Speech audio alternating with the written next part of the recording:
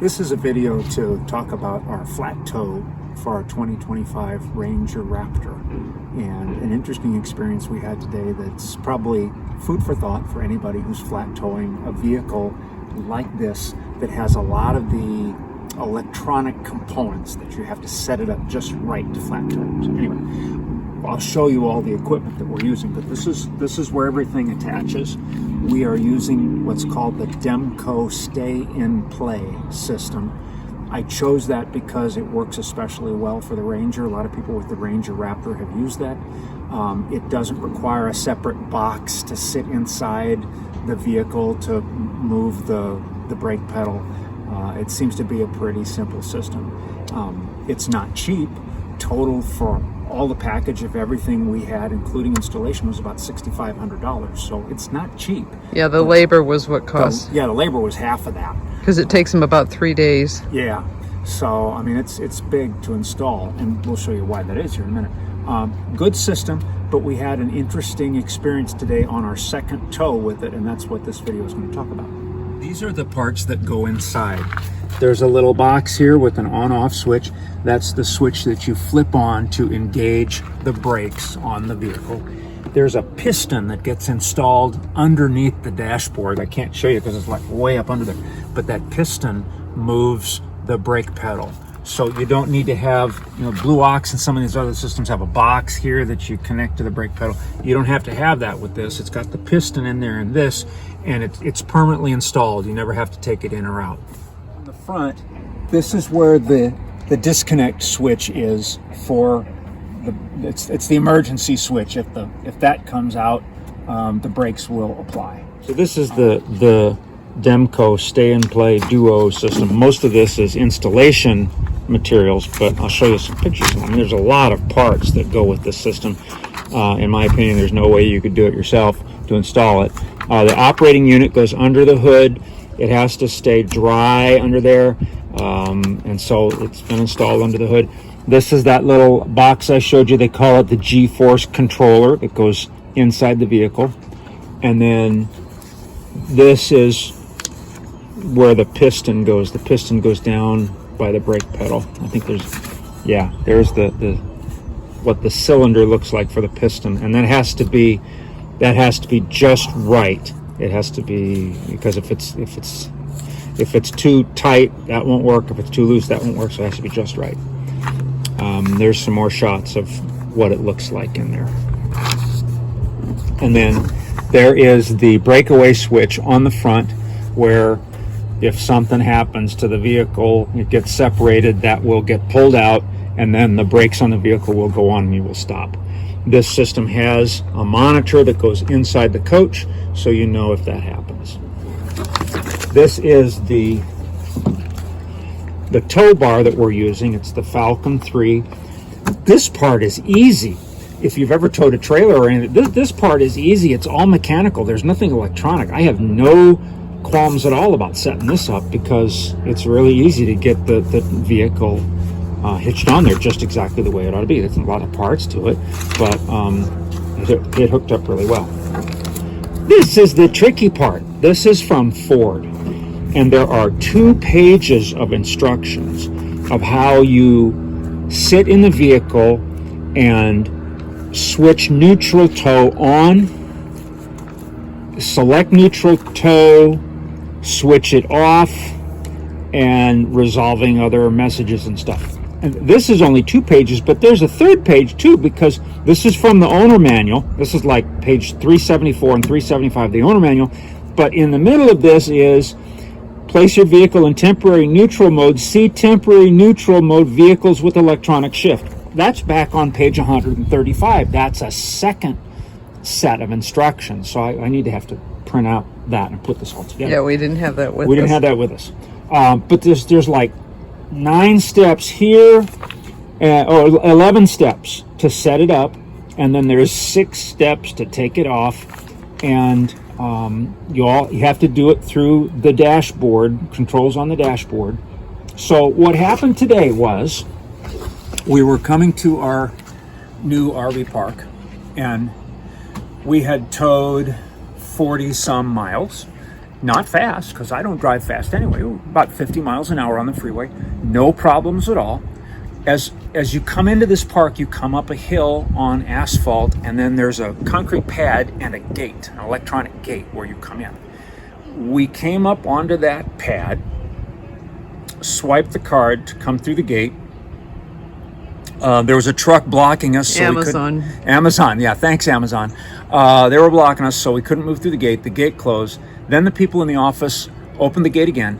And so then as we're going through the gate, the motorhome gets through the gate, and the truck gets partially through the gate, and then the rear brakes locked up.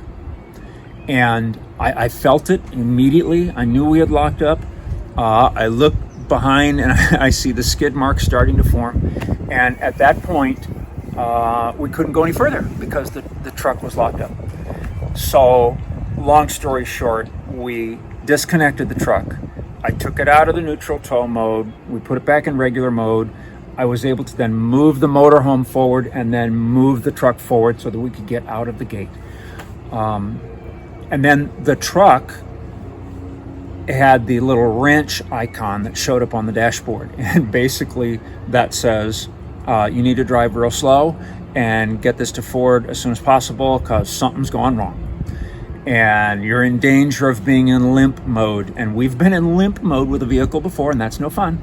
So as soon as we got the motorhome situated, I took the truck down to the closest Ford dealer, which is about 11, 12 miles from here. I didn't get on the freeway.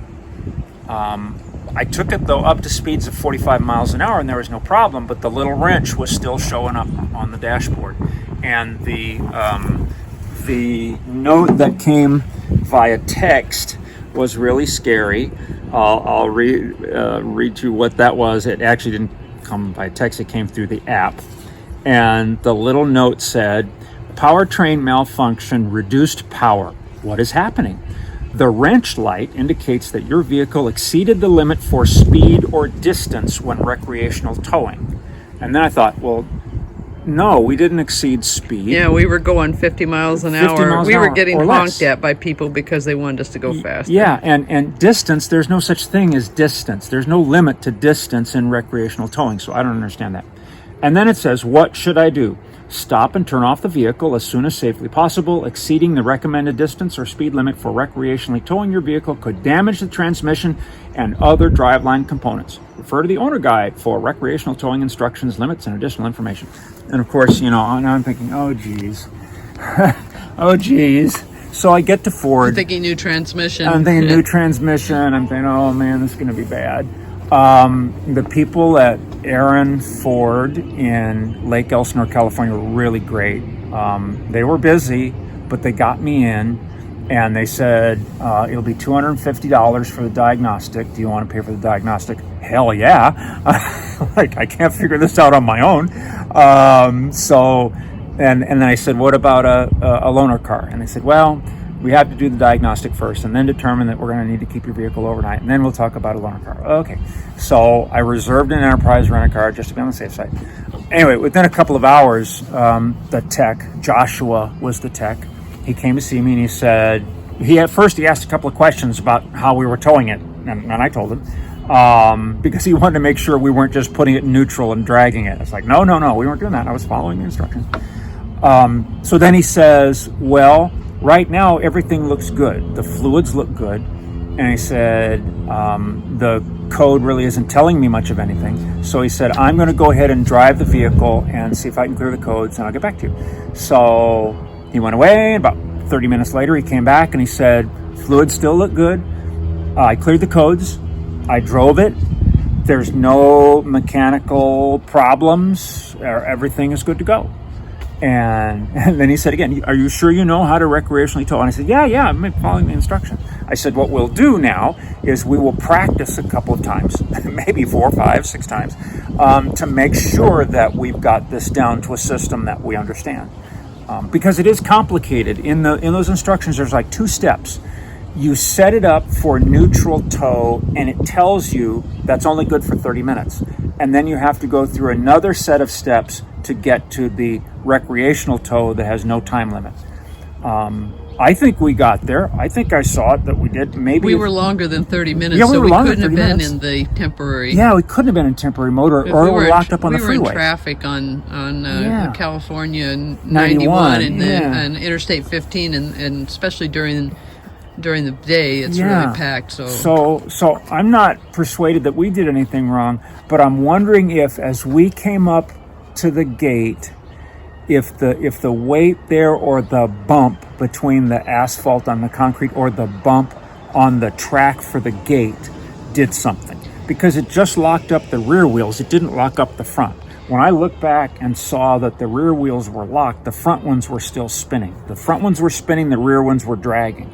Now, the manager of the RV park was there watching us, because he saw us, he knows us, and he saw that we had new vehicles, and he wanted to talk about it. So he watched the whole thing, and he thinks that something with going over the gate thing might have activated somehow. Either it pulled out the breakaway switch, or whatever they call it, or that it just it only locked up the back wheels. And so he looked at everything with us. He has a Class A. He tows all the time. He tows different things behind his, and so he said he thought we did everything right, but maybe something when we came through the gate there activated it, or maybe the little pin came out and then went back in, because he pulled the pin out for us, and he said it was in there. So he believes that is probably what happened, was something activated it, and just who knows. So we'll never really know, but we are going to be a lot more careful in the future. And I think in the future, as we come and go out of this park, we will not come up to the gate with the vehicle in tow. There's a flat space down near the road, and other people do their hitching up down there, and I think that's what we'll do too. We will hitch and unhitch the vehicle down by the road, and then just drive it up separately later. And again, we're going to practice this several times. I'm going to put those instructions, including the ones on page 135 that are not part of this, I'm going to put those all on one page, so that I can go through those sequentially and make sure that I've got all the steps right the next time.